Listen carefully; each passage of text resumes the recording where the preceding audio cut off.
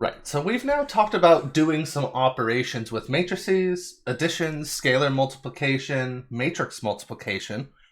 What we want to talk about now are the types of properties that this algebra has. Right? We really want to describe sort of the algebra of matrices. Right, so algebra of matrices. Right? So we really are developing like a new style of arithmetic for these matrix objects, just like we did for vectors, right? Vectors, we talked about addition, subtraction, scalar multiplication, dot product, cross product, and sort of all these properties that they had.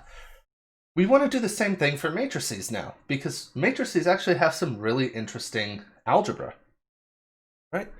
So let's do some properties of addition and scalar multiplication.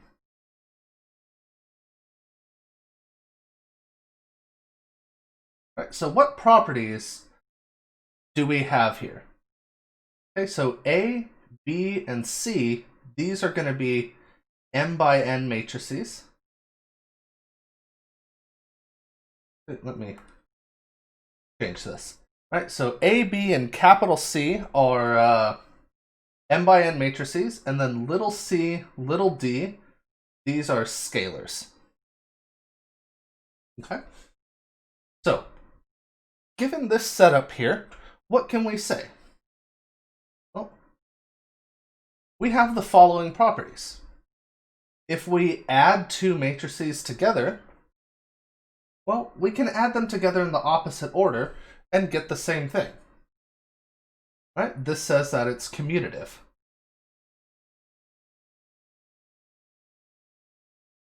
Addition. All right, so the addition of matrices is commutative. Remember, commutative means we can do it in either order. Okay? Remember, this is distinctly not true for the cross product in vectors. Okay, so this doesn't have to always be true. Okay? 2, what if we try to add 3 things together? Right? You might remember that when you add 3 things together, you have to do this, you have to add 2 of them together and then the third one in. Well, this is something that was called associativity. Maybe you recall that word here. Right?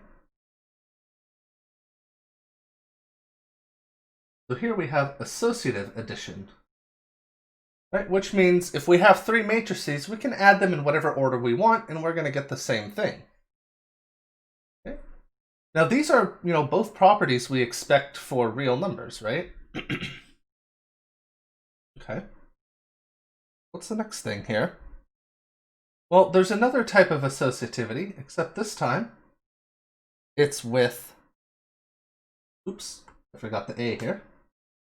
It's with scalar multiplication. Right? So, associative scalar multiplication. Right, so this is just saying, you can multiply your 2 scalars together first, then multiply it by the matrix, or you can multiply them onto the matrix one at a time. Right, that's completely up to you. Property 4, what's going on here is 1 times A equals A. So this just says that there's an identity, a multiplicative identity. Right, for scalar multiplication in particular. Right? So it's saying if you take the matrix and you multiply by 1, it doesn't change anything. Right? Now, some other properties we have with normal arithmetic are distribution. Well, it turns out that kind of applies here too. So if we add 2 matrices and then multiply it by a constant, it's the same as multiplying both matrices by that constant first, and then distributing. Right, so this is distributive property. And there's actually a second distributive property. If instead of adding two matrices together, we add two scalars together and multiply by a matrix, we get CA plus DA. Right? So this is also a distributive property.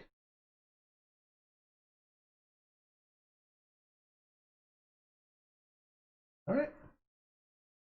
So these are some properties of the algebra, or of the arithmetic with matrices. Okay? Now, what I want to look at here is, how do you prove these kinds of things to be true? All right. So we can use any properties of actual, numerical arithmetic that we are already familiar with, right? We know that if we add two numbers in either order, it doesn't matter. So we can rely on those. So, let's look at some proofs. We'll just call it proof. All right, we'll just do a few examples. Like, let's say for number 1 here, a plus b. Okay? Well, in here, we're going to say A is the matrix Aij. B is the matrix Bij. All right? Then A plus B. Remember, the way this matrix is defined is Aij plus Bij. But these are just numbers, so I can add them. Like the Aij and the Bij, those are just numbers. So I can switch the order that I add them in. But the way this is written is exactly the definition of B plus A. Right? So this says that, yes, matrix addition really is commutative. Right? So again, some of these here may seem a tad obvious, and that's good. But really here, like it can seem like it's just playing around with notation, and if a proof comes down to that, that's a good thing, because that means it's a pretty straightforward one. Let's do another one though. Let's say we look at C plus D times A, for example. Right? Well, that's C plus D times Aij. Right? But if we do that, we should be... here, these are all numbers, so we can distribute them as usual. So C Aij plus B Aij. Okay? But if we have that, this right here... So here it's kind of up to you how many steps you want to do this in. You should at least do enough steps to make it clear what you're talking about. So I'm going to do one more step. C Aij plus D. Oh, I don't know why I wrote B here. This is D. D Aij. Right, but this is CA plus DA. Right. And there we go. So that proves that property. Sorry, this is property 6 in the list, not 2. Right. So I'll let you look at the rest of these and kind of figure them out on your own. All right. So that's kind of how this stuff can go, right? How the proofs of this go. So let me introduce you to another object here. There's a very special matrix called the zero matrix. Right? So when we talked about these properties earlier, there was the multiplicative identity for scalar multiplication. If we just multiply by 1, it doesn't change anything, right? Well, think of how addition works with numbers. If you 0 is a very special number because if you add it to something, you don't change it. But if you add something and it's negative, you get 0. So there's kind of a special property to 0 here. Right, so the zero matrix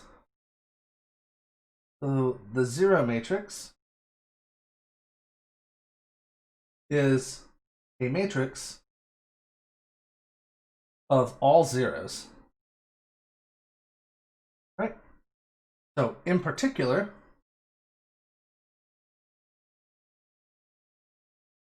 the m by n zero matrix is OMN. All right. So we use this MN to specify the size of it, and the matrix is literally just full of zeros. Okay. So for example, O23, this is a 2-row 2x3 matrix. So 0, 0, 0, 0, 0, 0. Whereas say O42 might be 2, 3, 4. Right? And of course you could have O33, 2, 3, 4, 7. Right? So you can have all these different zero matrices. Right? It's pretty common to just write, when all the sizes of the matrices are clear, we might just write O for it. Right? So you just keep in mind you might see both. Right? Now, the reason this is important is because this thing forms what's called the additive identity.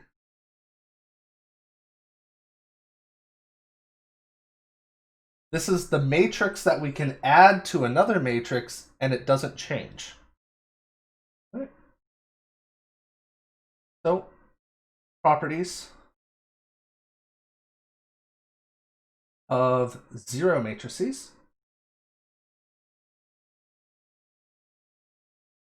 Right. So what are these properties here? So again, A is going to be an m by n matrix. And C is going to be a scalar. Then there's a few properties we get. So here, the first one, this is the additive identity property. Right? Additive identity.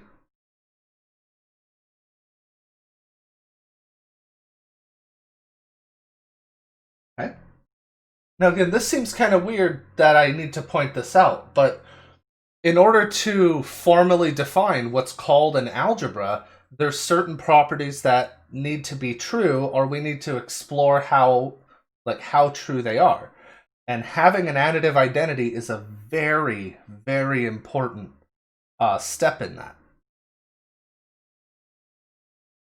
Right? It's sort of a property that we expect to have, and we do need to verify that we have it. Right? So here, if we add A and it's negative, this is another important reason we need an additive identity, is because this allows us to say that we have additive inverses. So when we need to solve equations, we need these properties here. Right? And lastly, right, if C times a matrix is the zero matrix, then either the scalar is 0 or the matrix is the zero matrix. Right? Now here we have some experience with this being really helpful, because this isn't true for cross products, if you remember. Right? We can have two non-zero vectors cross together and give us the zero vector. Right? So that means, we can't really say that one of those two have to be 0. But if we have a scalar and a matrix multiplied together to give us 0, then we can definitively say either we multiplied by 0 or the matrix is already 0. All right. So this video has gone on a little long, but I want to sort of reiterate why it's important that we have this stuff, right? Especially, this second one here. And that's if we want to solve a matrix equation, say solve for x in the equation x plus a equals b. All right. Now, if we want to do this, we have to figure out, well, intuition says subtract a to the other side, but how can we be sure that we can do that? Well, it really comes down to this kind of stuff. This is why, even for regular numbers, we're allowed to just sort of subtract a to the other side. So here, these two allow us to say that, all right, this is x plus the 0 matrix equals b minus a. But if we add the 0 matrix to anything, it doesn't change it. And so we get this. All right? So again, it verifies that we actually are allowed to solve equations in the way we expect. Because again, this doesn't work with the vector products. Right? So I'm going to leave this here, because we've sort of gone on long enough for one video. But hopefully this makes sense. And see you in the next one to talk about some multiplication.